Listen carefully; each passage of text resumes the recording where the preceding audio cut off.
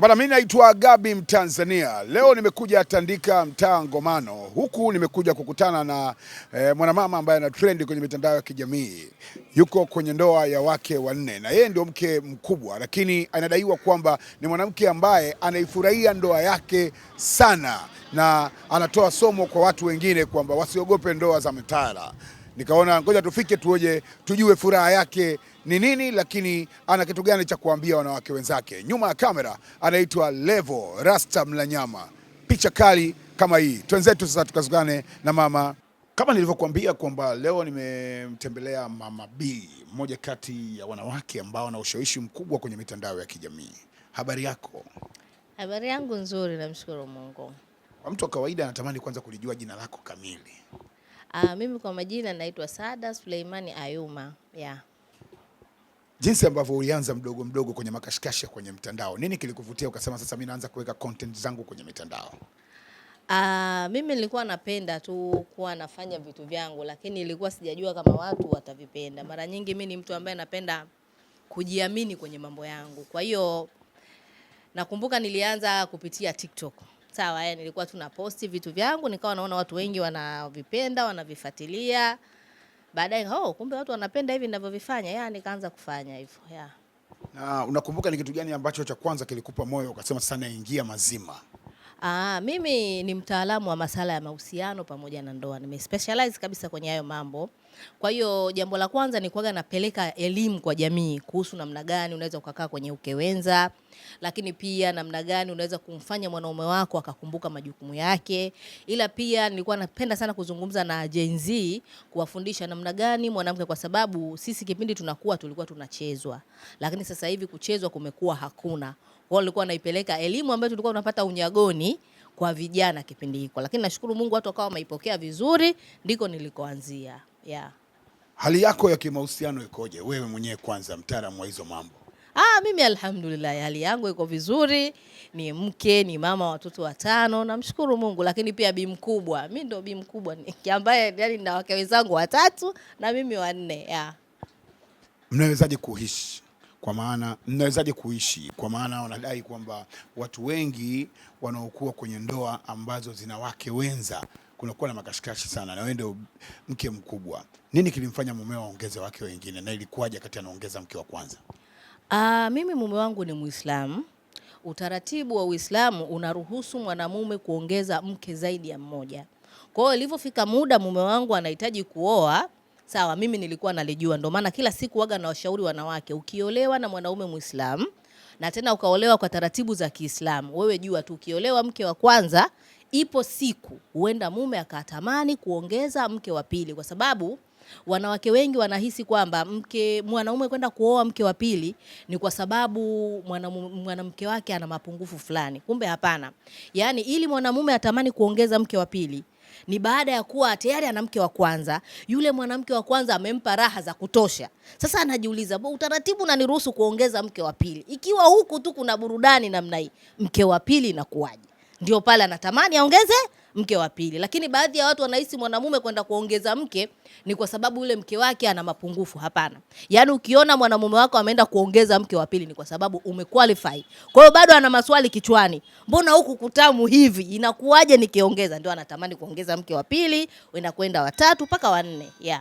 Kwa upande wako haikukuumiza pale anapokuambia bana naenda kuongeza mke wa pili na wewe ndio mke wa kwanza, na unafahamu kabisa kwamba kuna raha ambazo ulikuwa ukizipata na unahisi labda anaenda kupata mtu mwingine? Niliumia. Bwana, kuumia mimi tena na wivu wangu ni wa kiwango cha lami. Lakini wivu wangu haimaanishi nipindishi sheria. Mume ameoa na utaratibu unamruhusu kuoa. Kama nilivyosema, ukiolewa ukiwa Muislamu, ukatumia utaratibu wa Kiislamu kuolewa, jua tu madam umeolewa kama mke wa kwanza, ipo siku mume wako atatamani kuongeza mke. Kwa hiyo wewe umeingia kwenye utaratibu ambao unajua kwamba mwisho wa siku unaruhusu hivi. Labda mume wako tu atosheke na wewe basi, lakini kama akitamani kuoa hauna budi. Huyo ni mke wa pili alivyoongeza. Alivyokuja kuongeza mke wa 3 nayo ilikuwaje? Alivyokuja kukupa taarifa kwamba sasa anaongeza mke wa 3. Tena alivyokuja kuongeza mke wa 3 hapo ulikuwa tayari nishakomaa. nishakomaa tena. Hiyo tena alihangaika mwenzangu wa pili. Ndio ulivyo, unajua. Unapoolewa wewe mke wa pili unakuwa unaona kama ni sawa, lakini akija yeye kutamani kuongeza mke wa tatu, shengesha linahama tena. Mke wa pili ndio anakuwa analeta kizaza kwa sababu na yeye pia ile anakuwa hana taarifa. Lakini upande wangu alivooa mke wa tatu ilikuwa tayari nishakomaa tena. Anambia mume wangu kila laheri tena hayo mambo, na haikuwa tabu sana upande wangu kwa mke wa tatu kwa sababu ilikuwa tayari nishapitia ya mke wa pili, kwa wa tatu hakuniletea shida. Natamani kupata experience kutoka kwako, utupe ile experience yako wakati anaongezwa mke wa pili. Maisha yalikuwaje wewe na mke mwenzio? Ndugu yangu, ngoja nikwambie tena, ili wanawake wote nitawaambia. Mume akiongeza mke, ndugu yangu, lazima maisha ndani yatabadilika. Yatabadilika, utaona mahaba aliyokuwa anakupa mwanzo sio kama yale, utaona kauli zake pia sio kama zile. Yaani utamwona mimi alivooa tu nikaanza kwa nikajuta. Kwa nini nilikubali mume wangu waoe? Nikawa namuona kama mkali, namuona kama vile hanijali tena, namuona lakini nilivyokuja kugundua baadaye kwamba kumbe nilikuwa namuona vile ye mwenyewe alikuwa anajaribu kupambana na ile hali ya kuwa na wake wawili. Kwa hiyo anajaribu kubalance aonekane kama hamna tatizo. Kwa hiyo ile hali ya kubalance kwake mimi kukaa naona kama kwangu huyu mbona kanibadilikia, mpaka ilifikia hatua nikawa natamani aniache. Kwa sababu nikimpikia chakula, unakuta nimempikia mwanzoni alikuwa anakula anamaliza chote, lakini unakuta anakula nusu. Kumbe muda huo mwanaume ana stress, anaona kama mimi sijamfurahia, Kwa hiyo mabadiliko yanakuwepo, asikwambie mtu. Mabadiliko tena yalikuwepo makubwa, mpaka ndoa alitaka kunishinda. Ulifanyaje sasa kuituliza ndoa yako? Na hapo tayari ana wake watatu, kwa maana mke wewe mkubwa, wa pili na watatu. Hapo bwana, mimi nitamshukuru mama yangu, nitamshukuru bibi yangu. Nilipoona mambo yananizidia, kwanza nilivyokuwa natamani kuacha, nilienda kuzungumza na bibi yangu. Nikamwambia bwana amekuwa hivi na hivi, akanambia hayo lazima uyaone, kwa sababu tayari naye kaongeza mtu. Akienda kule hujui anaambiwa nini kuhusu wewe, anawaza nini, anafikiria huenda anatamani nini aendelee na hiyo ndoa au anatamani apunguze, huwezi jua. Kwa hiyo kuwa na subra. Kwa hiyo wazee wangu walisimama na mimi kunisihi kwamba ile ni hali ya kawaida, ipo siku nitazoea. Kweli ilienda, baadaye nikawa namuona mume wangu tu yuko sawa, kawaida hivyo. Yeah. Kuna baadhi ya watu ukikaa mtaani unasikia mtu akiongezewa mume akiongeza mke, wanawake wanakuambia dada ana moyo mgumu kweli. Wewe kwako ilikuwaje makashikashi ya majirani na marafiki baada ya kuongezewa wake wawili kabla ya mke wa nne? Maadui waliongezeka. Marafiki zangu sasa wakawa timu mke mwenzangu. Mawifi zangu nao wakawa siwaelewi. Sikuambii wale watu ambaye nilikuwa nimegombana nao. Kwa hiyo nikawa najiona niko peke yangu baada ya mimi na watoto wangu. Lakini hiyo ni swala la muda tu. Baadaye kila mtu alikaa sehemu yake. Kwa sababu tayari nikawa nikishamjua mnafiki yupi, anayenipenda yupi, mbaya yupi. Lakini mabadiliko kwa watu wa karibu yalikuwa makubwa mno. Yeah. Uliwezaje kukabili hiyo hali? Na tayari umshaongezewa wake wengine wenzako wawili ndani ya nyumba yako. Mimi matatizo yangu ya kwenye ndoa, watatuzi wangu ni hawa wawili tu. Jambo la kwanza, nikipata tatizo lolote kwenye ndoa, mimi huaga narudi kwenye kitabu cha dini. Dini inasemaje ninapopitia hizi changamoto? Kwa hiyo namuomba Mwenyezi Mungu anipe subira. Lakini jambo la pili, mshauri wangu mkubwa ni wazazi wangu au wazee walionizidi umri. Mimi simfuati sijui msichana namjua au fulani ndio kaolewa, hapana.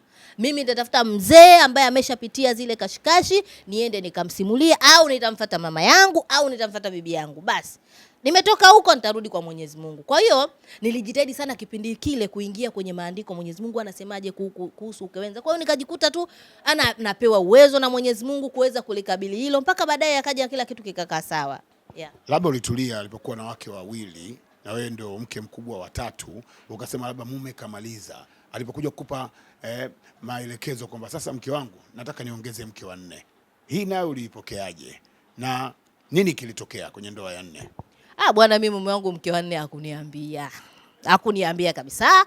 Mimi yule mwanamke ndo aliolewa kwa siri, sijui mimi amekuja niliona nini mke mwenzangu huko maneno yamezidi. Sawa, alienda kumwambia wifi yangu, yani mke wa tatu alienda kumwambia wifi yangu kwamba mume kaoa. Mimi ndo tena yule tunasikia mume wako kaoa, mimi sina habari, hajaniambia.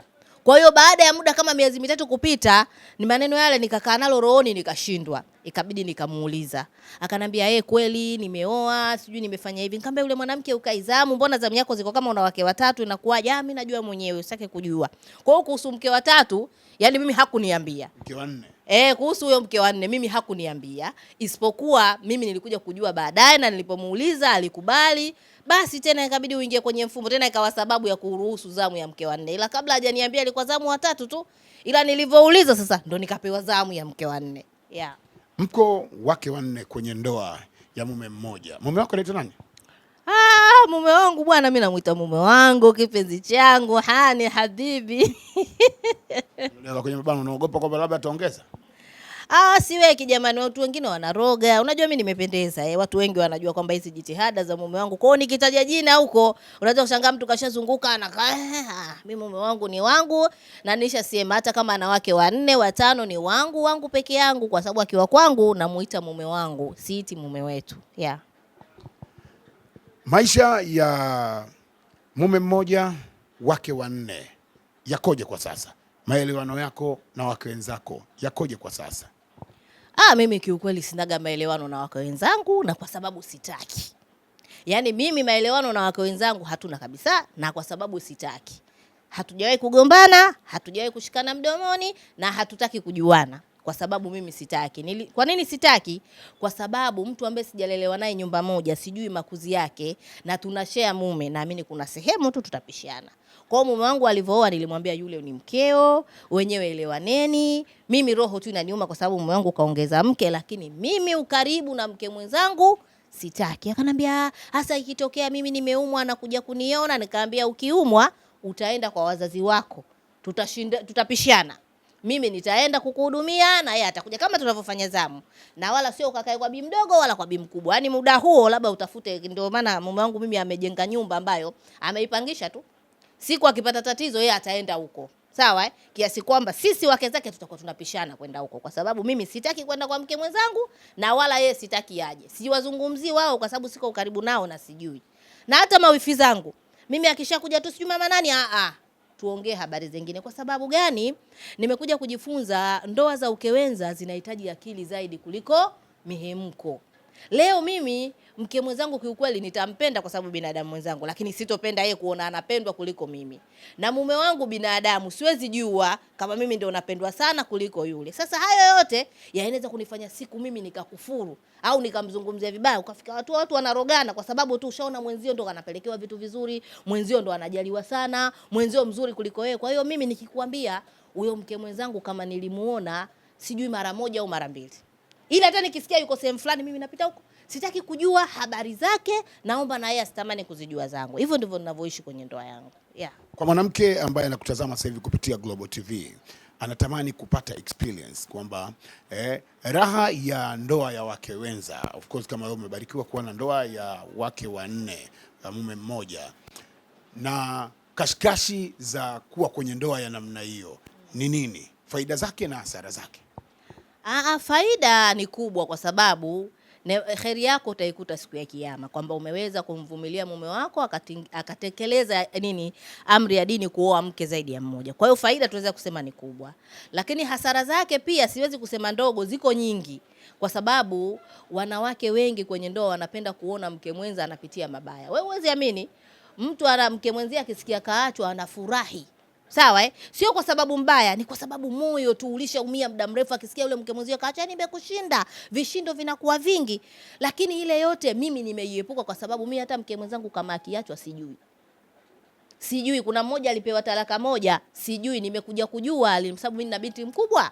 Binti yangu ndo alikuja akanambia, kule nilienda kwa babu nikakuta kikao kina nini, baba mama kamuacha mama fulani. Mbona sitaki kusikia hizo habari. Sawa, sijui watu washaachana wanafanya hata vikao. Sijui. Hii imenifanya nimekuwa na amani. Ndio maana nikasemaje, mimi mume wangu ni wangu peke yangu, kwa sababu sijui kuhusu habari zao.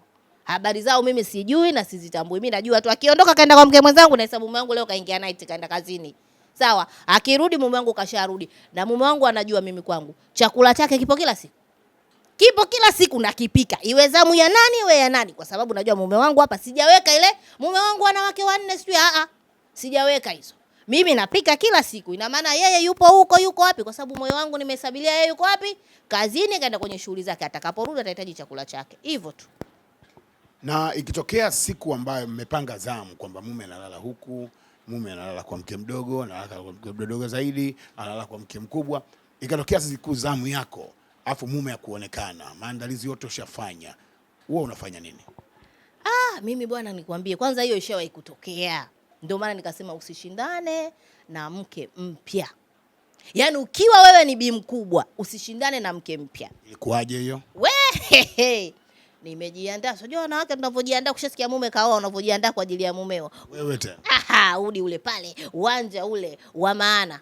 Saa moja tulishakuwa tayari, chakula kiko pale kiko. Watoto kalaleni. Unataka kushindana chumbani tena. Bwana mume saa moja, saa mbili, saa tatu, saa nne, saa tano nikaanza kusinzia kwenye makochi. Mpaka saa 7 usingizi umenisha, mume simuoni. Unapiga simu inaita, mwisho simu ikawa haipatikani. Ukafanyaje? Unasema ukasemaje? Mimi nakwambia nilijifanya naenda kutia udhu na mshtakia Mwenyezi Mungu. Nakwambia nikisimama hivi kuswali nishasahau hii niko rakaa ya ngapi. Swala linishinda. Yaani nasahau ile nimesujudu, kama nilishasujudu, kama nilisharuku, mwisho ile swala nikaikatisha pale. Roho inaniuma na nengedeka, na hangaika, nikatuma message. Japo nimeshazimia simu, nikatuma message. Message ya kwanza niliandika ilikuwa ina maneno makali. Ukirudi nipe talaka yangu, nikaifuta. Nikaanza mimi ninavyokupenda sijui nimenajuta kukwambia, nikaifuta. Mwisho siku nikatuma tu mume wangu na kusubiri. Message ile nashangaa ikarudi ripoti. Nikapiga simu pale ikapokea, nifungulie gate saa 9. Na alivyorudi ukamuuliza umetoka wapi na siku hiyo ilikuwa zamu yako? Hapo ndo vichekesho. Alivyorudi mume kaja pale, mimi si nimesharudi. Nilisahau yote, kwanza niseme ukweli kwamba mimi ndio kwa namsubiri hapa.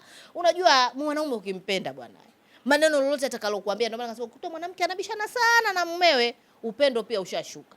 Mwanaume kipindi bado unampenda, hata akikwambia mimi nilipotea, utakubali kwamba kapotea. Kweli mume wangu alivyorudi ananiambia kuna sehemu nilikaa tu nikapitiwa usingizi. Wala sio kwa mke mwenzangu, wewe tu. Mbona simu ilizima ikawashwa? Hiyo ananengeneka tena ikajizima. Mimi nikakubali yote na nikasahau. Ni kitu gani ambacho kinakuvutia kwenye ndoa yako na unatamani wanawake wengine wajifunze kupitia wewe? Mimi kinachonivutia kwenye ndoa yangu, mume wangu ananielewa. Unajua kuna baadhi ya wengine mwanamume akioa mke wa pili wanataka yani wewe mke uwe na kimuhemuhe na ile ndoa ya pili. Mimi nilipomwambia mume wangu mimi sitaki ushirikiano na wake wenzako, mume wangu alinifanya nini? Alinielewa. Kwa mimi hata ndani ya tukaenda mume wangu tukapiga simu, mke mwenzako kajifungua, simu mke mwenzako kaniambia hichi, mume wangu mimi hajawahi kuniambia na haniambiagi, sio kama ya kwangu mimi anaendaga kuambia amejifungua amefanya nini, sijui huko. Na mimi simuulizaji. Kwa hilo mume wangu namshukuru sana, amenielewa. Kitu cha pili, inatokeaga harusi za mawakwe, sijui wapi zinatokea, mume wangu tena atakuja kuniambia, mama fulani anaenda, mke wangu natamani uende. Nikamwambia sitaki, najijua mimi nina mdomo nina hila. Inawezekana tu mwenyewe anacheza imepigwa, mnajua tena mambo ya ma DJ wanapenda sifa. Kaweka pale mume naye na natamba naye, sijamrukia. Kwa hiyo yeye aende tu akatambe. Kwa hiyo ikafika hatua mume wangu akiniona mimi sehemu nataka kwenda, anawaambia wale wasiende. Anakuja ananiambia bwana kule hakutakuwa na yote, mke wangu nenda katambe unavyotaka. Ananijua mke wake ninafujo. Kwa hiyo namshukuru sana, na ninachokifurahia mume wangu mimi ananielewa vibaya mno.